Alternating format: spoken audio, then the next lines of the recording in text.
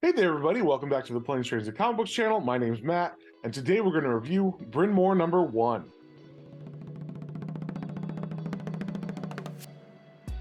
But before we get into that, if you guys wouldn't mind liking, sharing, subscribing, commenting, it really helps me out and lets me know what you guys want to see more of. So, with that being said, let's get straight into it. All right, we got the cover here for Brynmore number 1.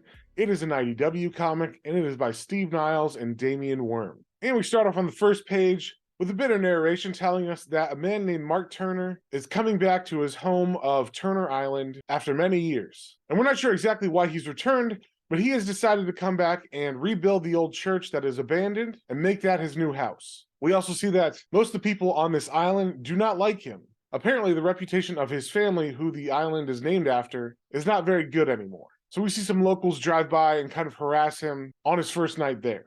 And the next day, when he goes to buy some lumber at the hardware store, the same thing happens. Some locals harass him, and he ends up getting in a fight with one of them. We also learn that one of the reasons why Mark moved here is because he doesn't really have anywhere else to go. He is an alcoholic who has an estranged wife and daughter who don't talk to him. We see him pull outside of a liquor store, being tempted to drink. But he does not give in, he stays strong, and does not drink today. So instead of drinking, he decides to put his energy to good use, and he begins clearing out the church that night because he's going to reuse all the old wood in the rebuilding of this place. So he needs to get everything out and pull all the boards out of the floor. And when he gets to the last piece of furniture, which is this altar below the cross, he notices that there are some drag marks on the floor that lead under it. So he pushes it away and he finds a hidden staircase. And that's where I'm going to stop it. I don't want to spoil anything else. So I picked this comic up because the cover looks freaking awesome. And generally, I'll pick up horror books just based on the cover and the interior art. And I know Steve Niles, the writer, has a pretty good reputation. And he's written a couple things I like 30 Days of Night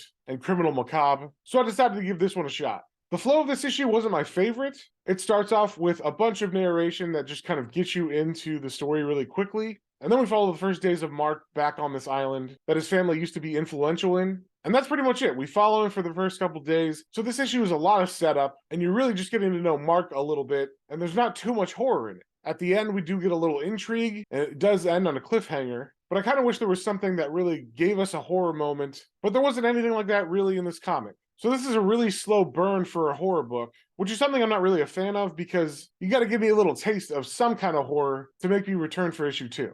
I thought the art was good, but there was nothing in this that really wowed me because most of it was people talking and Mark going around doing construction and getting stuff for his construction. But I will say in the moments that did count, like when Mark pulls up to the liquor store on the outside and has an inner struggle, the art did a good job of conveying that kind of thing. But I really wanted to see what this artist could do with gore or horror elements, but unfortunately this issue didn't really have any of that. So overall, I found this book lacking. Even though there was a cliffhanger at the end, for me personally, there was just too much setup and not enough horror at all in this book. Now, I could be wrong. It could be like the best slow burn ever, and you just have to get to issue 2 or 3. But just going based on this issue, I was left wanting. So I'm going to give this book a 2.5 out of 5. I think there was decent setup for the main character, and you really got to see inside of his head and what he's going through. But as I stated, there wasn't really any horror in this book. The last page does leave us with a cliffhanger that did kind of make me want to move on because I liked the character of Mark, and I wanted to know what happened to him, but I'm not really sold whether I would pick up the second issue or not.